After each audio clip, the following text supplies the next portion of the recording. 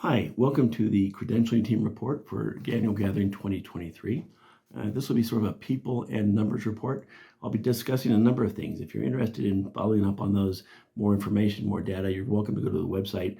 We have some excellent documentation there that you're very welcome to download and peruse. You're also welcome to grab myself or Anna Holstein or any of the other members of the Credentialing team. We have an excellent team. On the team is Sarah Anderson, myself, Shane Copeland, Ben Fisher, Anna Holstein, Robert Kinney, Ben Wagner, and then we also have someone who helps us with the grading, Casey Bedell. All those men and women do grading. They spend hours every year in not just sort of grading exams, but really leaning into and speaking into the lives of the ordinands by way of their formation in this area. They do a great job and aren't recognized enough. We have clergy discernment people that help with clergy discernment interviews. They're clergy from around the diocese that help with this, and they themselves come in fully prepared to do these interviews and spend a lot of time and effort really supporting the ordinand and the diocese in this regard. So we have a really strong team that puts in a lot of time and effort on this work because we really want to serve the ordinands and the diocese well.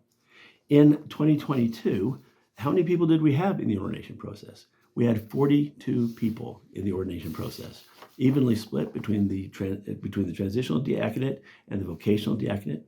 In the vocational diaconate, 17 of those were in the very first phase of the ordination discernment process called aspirancy. 3 were in the second phase called postulancy. 1 was in the final phase called candidacy. As far as those pursuing the presbyterate, we had 21. 14 were in that first phase, aspirancy. 4 were in that second phase, postulancy, and 1 was in candidacy. We had 2 others then, interestingly, who were over the years had discerned a call to the vocational diaconate, served in that role, and then also had sensed a call to the presbyterate afterwards, or the priesthood, or the pastorate. And so they then have an additional piece of discernment that they have to go through because they are 2 distinct and equally valid orders. And so to move from one to another means that some new discernment has to be done to move into the presbyterate. So we have 2 people doing that.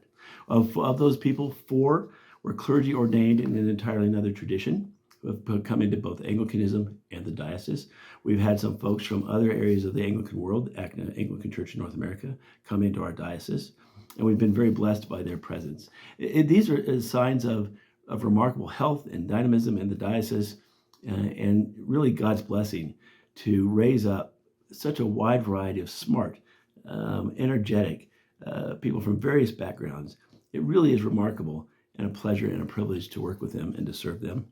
The breakdown by region is 29 of those ordinands, of those 42, were from states that were putting in the Rocky Mountain region: Arizona, Colorado, Idaho, Missouri, South Dakota, and Wyoming. 10 from the Pacific Northwest in Wyoming, and 2 from Hawaii.